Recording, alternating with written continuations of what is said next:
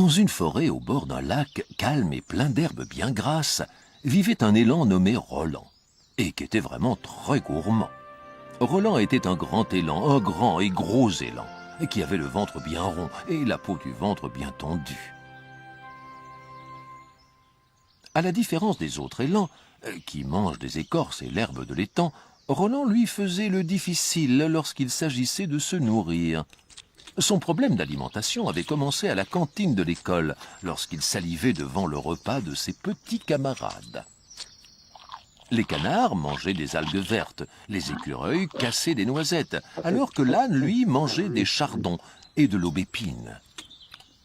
Notre élan se léchait les babines en regardant leurs assiettes, et quand plus personne ne regardait, il en profitait pour s'empiffrer. Car Roland l'élan n'aurait jamais mangé du tremble ou de l'épicéa, comme tout élan en pleine croissance, non. La nourriture de ses amis avait l'air bien meilleure, donc il la mangeait, même s'il passait pour un voleur.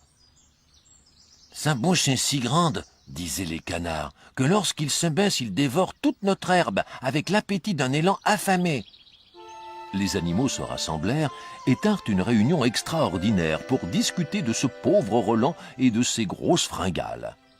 « Il est évident, dit d'un air sombre un hibou plutôt mince, qu'il faut qu'il arrête de mettre notre nourriture dans son estomac. Il est incontrôlable. On ne s'en sortira pas tant qu'il ne mangera pas la nourriture dont il a besoin.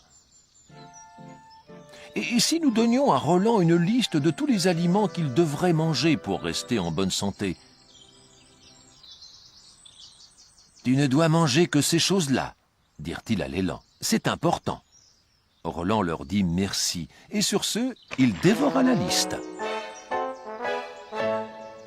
Ses amis se réunirent à nouveau pour rediscuter du problème, et la réponse vint de la poule Thérèse, qui eut une brillante idée. « Puisque c'est notre nourriture que Roland dévore, eh bien faisons-lui croire que sa nourriture est la nôtre. » Ils allèrent donc chercher des écorces, du pain et de l'épicéa, et assez de saules et de bouleaux pour nourrir tout un troupeau. Le soir, ils invitèrent Roland à partager leur dîner et restèrent tous cachés pour voir si leur plan allait marcher. Comme d'habitude, l'élan laissa la nourriture qu'il avait dans son assiette et vida jusqu'à la dernière miette les assiettes de ses amis. « Notre plan a marché, dit le castor enchanté, pendant que Roland, avec sa grosse faim d'élan, léchait les dernières assiettes, enfin, sauf la sienne. Son repas fini, il s'assit et poussa un soupir de plaisir. « Tiens, je n'ai plus faim, je ne peux plus rien avaler. Pour la première fois de ma vie, je suis rassasié. »« Eh oui, lui dit alors le hibou, c'est le régime qui te convient. Nous savions que tu aimerais la nourriture d'élan, mais il fallait seulement que tu y goûtes. » Ils expliquèrent ce qu'ils avaient fait, et Roland ne fut même pas vexé.